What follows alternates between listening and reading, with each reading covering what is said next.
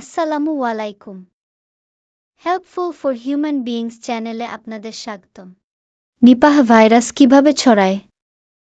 বিশ্ব স্বাস্থ্য সংস্থার তথ্যমতে নিপাহ ভাইরাস এক ধরনের জুনোটিক ভাইরাস, অর্থাৎ এই ভাইরাস প্রাণী থেকে মানুষের মধ্যে সংক্রমিত হয়। পরে সেটি মানুষে সংক্রমিত হয়ে থাকে।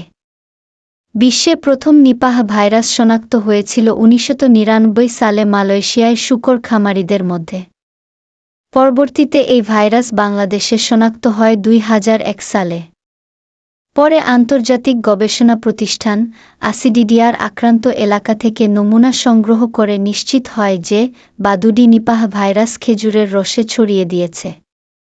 খেজুরের রসের হাঁড়িতে বাদুড়ের মল লেগে থাকতে দেখা যায়।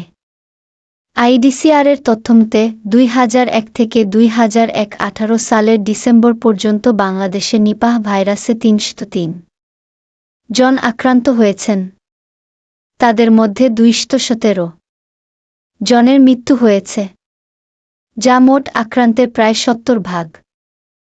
এখন পর্যন্ত নিপার সংক্রমণ নওগাঁ, রাজবাড়ী, ফরিদপুর, টাঙ্গাইল, ঠাকুরগাঁও, কুষ্টিয়া, মানিকগঞ্জ, রংপুর সহ দেশের 31টি জেলায় দেখা গেছে। এ ভাইরাসে আক্রান্ত হলে মস্তিষ্কে ভয়াবহ প্রদাহ দেখা দেয়া। এতে রোগী জ্বর ও মানসিক অস্থিরতায় ভোগেন। এক পর্যায়ে খিঁচুনিও দেখা দিতে পারে। সাধারণত গাছিরা খেজুর গাছে রস সংগ্রহের কলসি ঝোলান বেলা গড়ানোর পরে বিকেল বা সন্ধ্যার দিকে। সারারাত রস নিঃসরিত হয়। সেখানে কীট পতঙ্গসহ নানা ধরনের পাখি, বিশেষ করে রাতের বেলা নিশাচর প্রাণী বাদুড় রস পান করতে আসে। বাদুড় যখন খেজুরের রসে মুখ দেয়, তখন তাদের মুখ থেকে নিঃসৃত লালা এমনকি তাদের মলমূত্র খেজুরের রসের সাথে মিশে যায়। এই দূষিত রস কাঁচা অবস্থায় খেলে নিপাহ ভাইরাস সরাসরি মানুষের মধ্যে সংক্রমিত হতে পারে।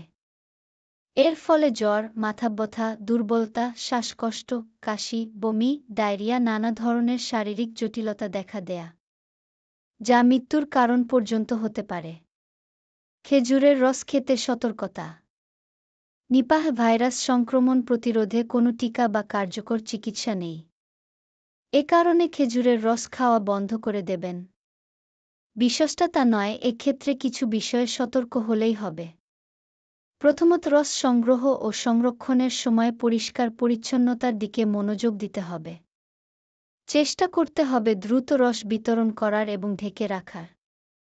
বিশ্ব স্বাস্থ্য সংস্থার গবেষণা প্রতিবেদন অনুযায়ী এই ভাইরাস থেকে নিস্তার পাওয়ার প্রধান উপায় হল গাছগুলোর রস সংগ্রহের জায়গায় প্রতিরক্ষামূলক আবরণ বা স্যাপ স্কার্ট ব্যবহার করা, যেন বাদুড় এর সংস্পর্শে আসতে না পারে। স্যাপ স্কার্ট হল বাঁশ, কাঠ, ধিনচা, পাটের খড়ি বা পলিথিন দিয়ে বানানো বেড়া, যেটা রসের নিঃসরণের চোঙের মাথা থেকে কলসির মুখ পর্যন্ত পুরোটা গাছের সাথে বেঁধে ঢেকে রাখা। কলসির মুখে ঢাকনার ব্যবস্থাসহ রসের উৎস মূল ঘিরে নাইলনের জাল দিয়ে বেষ্টনী দিতে হবে।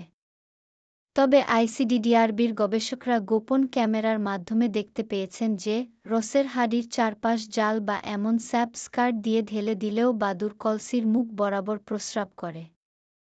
ওই বেড়া দিয়ে বাদুড়ের রস খাওয়া প্রতিরোধ করা গেলেও ওই প্রস্রাবের গতি ঠেকানো যায় না।